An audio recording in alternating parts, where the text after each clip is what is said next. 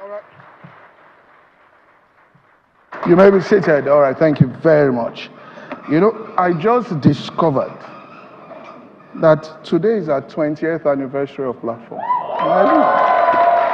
All right, because it started in 2007 at Excusez-moi back then. So counting it, this is our 20th. So we should have been doing a celebration today. All right, I'll just be brief in my introduction. First of all, I'd like to thank all the speakers for making the sacrifice to attend today and to be with us. And a few days ago, I was asked to speak for 7 minutes somewhere, and I told a story, and I just want to say the story again here, because I think it was the first time I ever told that story publicly. And this has to do, the lesson in the story is ladders of opportunity. And many years ago, I heard Secretary Hillary Clinton, I think she was still First Lady of America then, and she said, and I quote, "Everybody in position at some point needed a little push from somebody else."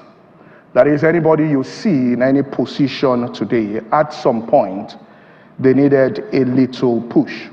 Whether that push was through mentorship or by opportunity. That is, successful individuals often benefited from the guidance, encouragement, or somebody somewhere who helped them.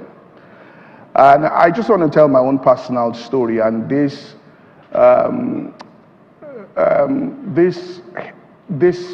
is at the root of sometimes why I make some decisions and how I make some decisions. Many years ago, as a teenager, when I was at the University of Lagos, I was in a campus Christian organization. And after some time, I began to sense within the executive of that organization that what we'll call the vibes I was getting wasn't really right. So one of the guys who had been in the executive long before me, one day we were just together in Marriott Hall, and he turned, he said, "Look, I need to tell you something so you understand what is going on." I said, "So what do you want to tell me?" He said, "What happened was that 3 months after you joined this organization was when we were going to select the new executives. And we all came into the meeting." He was an executive then and sat in the meeting.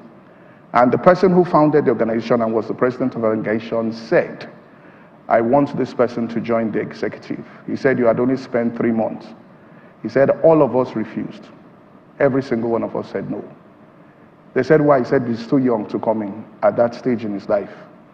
So he said he made a decision.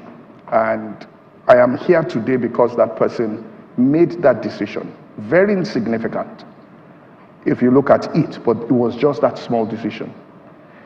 He said, "Look, I founded this fellowship, I am the president, and I reserve the right to choose the next president and to choose the next vice president."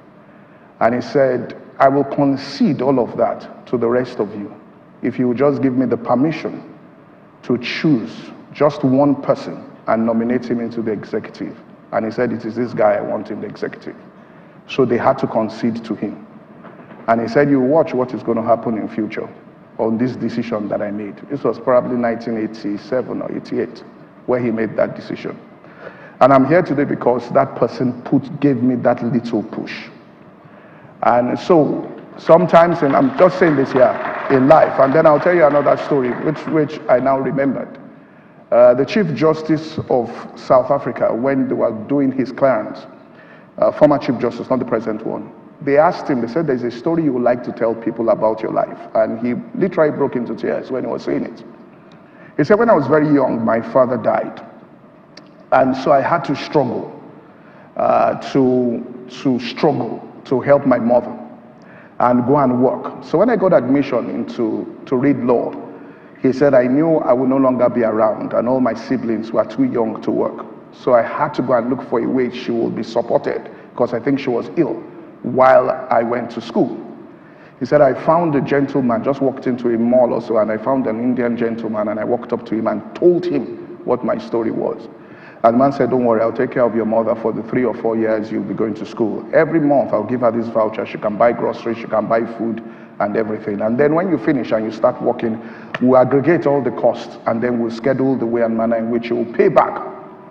And so when he finished law school, he came back and they aggregated everything. And the man just took all the vouchers and tore everything and said, all I will ask you to do to repay me for what I have done for you is find somebody else and do the same to somebody else. That's when you go into the world, find somebody. And that man became Chief Justice because that person gave him that rope to climb up there. So all I want to say is this. The essence of your success, whatever you become in life, is to be in a position where you can give others that little push that they require. All right? So whatever we do today, and what we do when we talk about the funds we want to give out, that want to commence, that when indeed you succeed, because by the grace of God, all of you will succeed. All right? That don't be like those that climb up the ladder of opportunity and kick that ladder and nobody finds their space up. All right? So understand this, just that little push may create a Chief Justice. Does that little push may create somebody who is at platform and have a national event. You don't know who you are pushing up the ladder. God bless you all.